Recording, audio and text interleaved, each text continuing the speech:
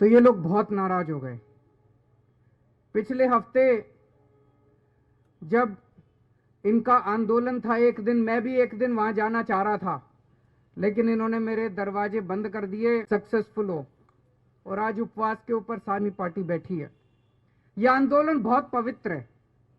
आप लोगों ने देखा होगा किस तरह से बिल्कुल अहिंसा पूर्वक, कोई किसी तरह की कहीं हिंसा नहीं है। इन्होंने लाठियां खाई, हाथ नहीं उठाया। चीन और पाकिस्तान के एजेंट हैं ये जो किसान बैठे हैं ना, इन्हीं लोगों के भाई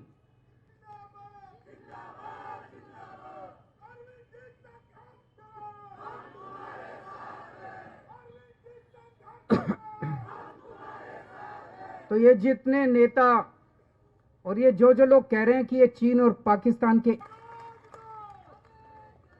और आप ये सोच के देखो कितने ऐसे किसान हैं देश भर में, एक ही आदमी के दो बेटे, एक किसान बन गया और एक जवान बन गया। गलत तो नहीं कह रहा जी? ऐसे बहुत सारे लोग हैं। कितने परिवार हैं, एक बेटा फौज में और एक बेटा खेत में। अब जब वो फौज में बॉर्डर के ऊपर उनका बेटा सुनता है कि मेरे भाई को आतंकवादी कहा जा रहा है, जब वो सुनता है मेरे पिताजी को आतंकवादी कहा जा रहा है जो यहां सिंघू बॉर्डर पे बैठे हैं, तो उसके दिल पे क्या गुजरती होगी? ये सही नहीं हो रहा। जितने लोग ये राजनीति के तहत किसानों को गालियां दे रहे हैं, किसानों को भला बुरा बोल रहे हैं, मैं उनसे हाथ जोड़ के अपील करना चाहता हूं, ये बंद करें, गंदी राजनीति करना बंद करें।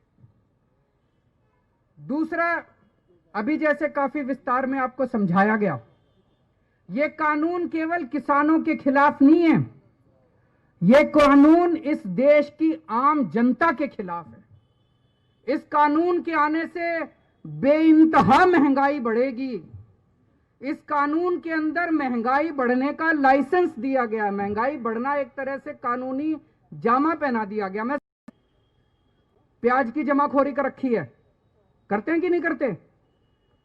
महंगाई क्यों होती है? महंगाई इसलिए होती है, कुछ लोग सारा प्याज खरीद के जमा कर लेते हैं अपने स्टोर में, मार्केट में प्याज नहीं आता, मार्केट में प्याज की तंगी हो जाती है, इसलिए प्याज महंगा हो जाता है। दाल क्यों महंगी होती है? कुछ चंद पैसे में जब दाल आती है तो दाल सस्ती हो जाती है। यही करती है सरकार। अब इस कानून में लिखा है कि कोई भी आदमी कितनी भी जमाखोरी कर सकता है, ये अलाउड होगा। अभी तक जमाखोरी करना कानून में भी अपराध माना जाता था और शास्त्रों में भी पाप माना जाता था। किसी भी धर्म के शास्त्र उठा के देख लो, भाई साहब कहते थे जमाखोरी करना पाप है। पाप मानते थे नहीं मानते थे? कानून में कहते थे अपराध है। तो जिन जिन लोगों के पास पैसे हैं वो तो 2-2, 3-3 साल तक सामान स्टोर करके रख लेंगे। कितनी महंगाई हो जाएगी, कितनी महंगाई हो जाएगी। तो इस कानून में लिखा है कि अगर एक साल में महंगाई डबल हो जाएगी तभी रेड मार सकती है सरकार, नहीं तो रेड नहीं मार सकती। मतलब किसी, मेरे को पता भी है, मैं मुख्यमंत्री हूं, मेरे को पता है दाल के दाम बढ़ रहे हैं और इस आदमी ने स्टोर कर रखा है, अब मेरे हाथ काट दिए, मैं रेड नहीं मार सकता, उसकी दाल बाहर नहीं निकाल सकता।